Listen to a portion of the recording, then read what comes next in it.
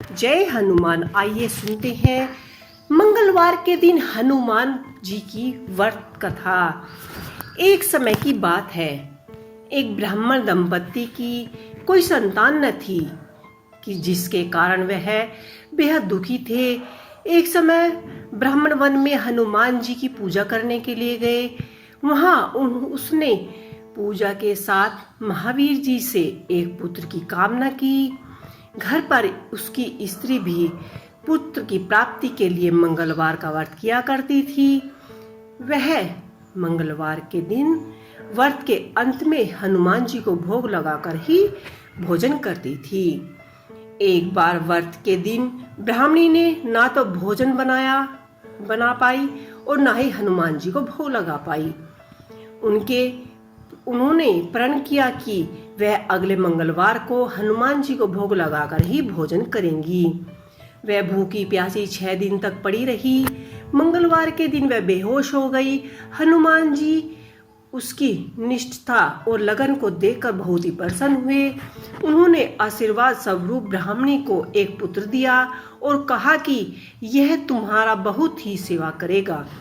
बालक को पाकर ब्राह्मणी अत्यंत प्रसन्न हुई। उसने बालक का नाम मंगल रखा। कुछ समय उपरांत जब ब्राह्मण घर आए तो बालक को देख पूछा कि यह कौन है। पत्नी बोली, मंगलवार व्रत से प्रसन्न होकर हनुमान जी ने यह बालक उसको दिया है।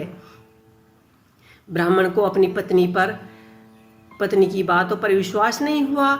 एक दिन मौका देखकर ब्राह्मण ने उस बालक को कुएं में गिरा दिया। घर लौटने पर ब्राह्मणी ने पूछा कि मंगल कहाँ है। तभी पीछे से मंगल मुस्कुराता हुआ आ गया और उसे वापस देखकर ब्राह्मण आश्चर्यचकित रह गया।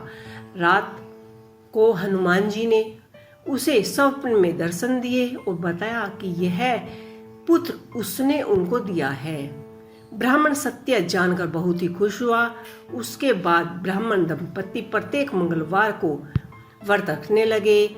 जो मनुष्य मंगलवार व्रत कथा को पढ़ता या सुनता है और नियम से व्रत रखता है, उसे हनुमान जी की कृपा से सब कष्ट दूर हो जाते हैं, सब सुख प्राप्ति होती है और श्री हनुमान जी की दया पात्र बन जाते हैं। श्री हनुमति लाला की पूजन और आराधना आपको अवश्य ही करनी चाहिए। तो ये थी छोटी सी हनुमान जी की पौराणिक व्रत कथा। आपको ये पौराणिक व्रत कथा कैसी लगी, आप मुझे कमेंट कर ज़रूर बताइएगा। और दोस्तों, मैं थोड़ा शिफ्ट हो गई थी तो मैं भजन कीर्तन कुछ कर नहीं पा रही थी। प्लीज़ मेरे वीडियो लास्ट तक देखिएगा और मुझे सपोर्ट कीजिएगा। जय हनुमान।